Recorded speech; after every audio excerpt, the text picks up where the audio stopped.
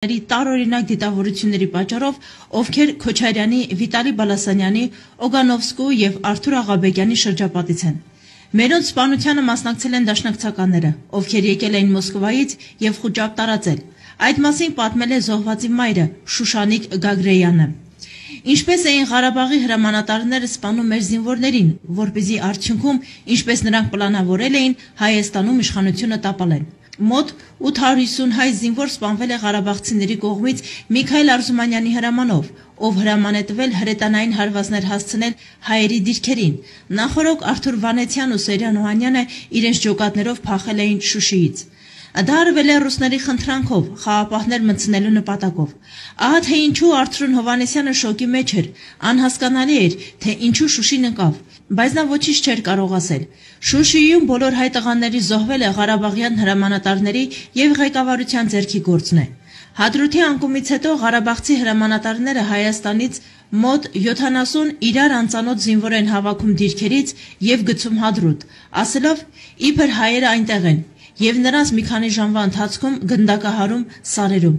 Դրա մասին պատմել են հենց զինվորների ծնողները։ Մի քանի օրվա ընթացքում Մատաղիսում ավելի քան 200 զինվոր է զոհվել, որտեղ չնայած կուտակումներին և պատերազմի սկսվելու սպառնալիքին Ղարաբաղցի հրամանատարները հարբեցողությամբ էին զբաղված։ Իրենց զինվորներին սպանելու համար նրանք նահանջի ժամանակ հրամայեցին հրետանակոծել հենց հայերին, իբր շփոթել են կոորդինատները։ Հոկտեմբերի 25-ի լույս 26-ի գիշերը Հայաստանից մեկնած հատուկ ջոկատին 55-60 հոգի ղարաբաղցիները ուղարկեցին Ֆիզուլիի շրջան, որտեղ վաղուց ադրբեջանցիներն էին։ Ղարաբաղցի հրամանատարներն ասել են, որ այնտեղ ճանապարհի մոտ հայերը ձեզ կսպասեն, իսկ այնտեղ բոլոր կողմերից ադրբեջանցիներ են եղել։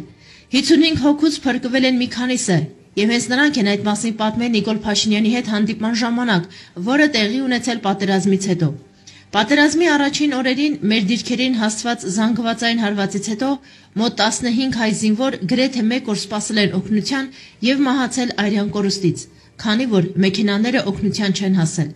Իշխանությունների ավտոտնակներում թանկարժեք մեքենաներ կային, բայց ոչ ոք չցանկացավ գնալ ու փրկել տղաներին։ Փոխարենը Արցախ իշխանությունները սկսեցին զանգահարել Ռուսաստան և գնչուների պես օգնություն խնդրել մեքենաների տեսքով։ Հադրութի շրջանում մեր տղաները շղթայված էին, որպեսզի չկարողանան փախչել դիրքերից։ Սպաները փախել են, իսկ զինվորներին գնդակահարել են ադրբեջանցիները։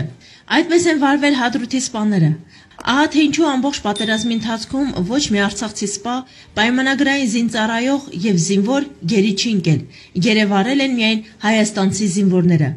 Ամբողջ պատերազմի ընթացքում Արցախի պաշտպանության բանակը ոչ մի ադրբեջանցի զինվորի գերի չի վերցրել։ Ուղղակի խայտարակություն, 34 տարի գումար ծախսել բանակի վրա, որը նույնիսկ մեկ զինվոր չի կարող գերի վերցնել։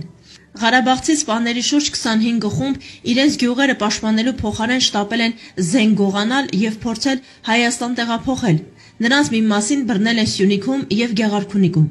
Ամբողջ Հադրութի շրջանը, Շուշին և Բերձորը թալանվում էին։ Արցախցիներն ու որոշ հայաստանցիներ Խնձորեսկ, Մեծ Մասրիկ, Գորիս, Վարդենիս և Գավառ սկսել են թալանել հայերի տները։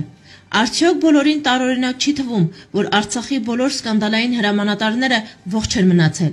44 օր պատերազմ և ոչ մի մաս չի ընկել Վիտոյի, Օգանովսկու, Աղաբեկյանի գլխից։ Իսկ որտեղ էին Բակո Սահակյանը, Արկադի Ղուկասյանը։ Հիմա պարզ է, որ բոլորը նստած էին բունկերում կամ թաքնվում էին անտառում, որտեղ խորոված էին ուտում։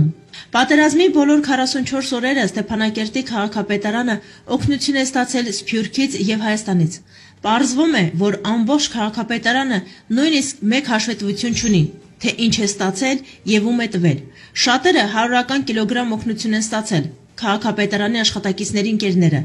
իսկ շատերին էլ 1 կիլոգրամ շաքարավազ բաժին չի հասել։ Օգնության 90%-ը Ղարաբաղի մաֆիան գողացել է, հետո խանութներում վաճառել իր ժողովրդին։ Ուղղակի ամոթ։ Ամբողջ Ստեփանակերտի նկուղներում տղամարդիկ էին նստած, իսկ Արայիկ Հարությունյանը խաբում էր Հայաստանի իշխանություններին ու մարդիկ պահանջում։ Հիշում եք, թե ինչպես էր նա Շուշիում կանգնած օգնություն խնդրում։ Կարող եք պատկերացնել նման ստախոսություն։ Դու անամոթ տականք ես, Արայիկ, քո տղամարդկանց թաքցրել ես նկուղում, իսկ ուրիշներին կռվելու ես կանչում։ Արցախի ԱԱԾ աշխատակիցների 33%-ը փախել է առաջին օրերին։ Ընդհանուր առմամբ պատերազմի առաջին օրերին Արցախից փախել են 3400 տղամարդ։ Պատերազմի 44 օրվա ընթացքում եւ խուճապի օրը փախել է 11000 տեղացի տղամարդ։ Արցախի պաշտպանության բանակի մոտ 100 զինվոր ադրբեջանցիներին հուշել է, թե ինչպես սպանել հայերին։ Դրանց մի մասին արդեն բռնել են Հայաստանի եւ Արցախի ԱԱԾ-ն, նաեւ շատ դավաճաններ են բռնվել Հայաստանից։ Բունկերում թաքցրել են հարուստ ու ազդեցիկ արցախցիների բոլոր երեխաներին։ 44 օրում Արցախի ոչ մի խանութպան չի ցանկացել բացել իր խանութները, փտող մթերքը տալ զինվորներին։ Դրա մասին պատմել է ականատես արցախցի բլոգեր Հարություն Հակոբյանը։ Արցախում շատ տեղացի հայեր կային, որոնք բազմաթիվ քրեական գործերով անցնում էին որպես վկաներ։ Վկաներին վերացնելու համար Արցախի իշխանություններն ու գեներալները նրանց ուղարկել են Շուշի, իսկ այնտեղ նրանց գնդակահարել են անհասկանալի տեղամասերում։ Արդեն պարզ է, թե ինչպես են Շուշիի Բերդի ղեկավարությունը ու պաշտոնյաները մաքրել հետքերը։ Նույն կերպ է սպանվել Էդուարդ Գասպարյանի սպանության գործով վկան, ով տեսանյութում պատմել է, որ Բերդի պետ Ծատրյանն է դաժան ծեծի ենթարկել զոհվածին։ Այսօր Ծատրյանը դարձել է Արցախի պետավտոտեսչության պետը։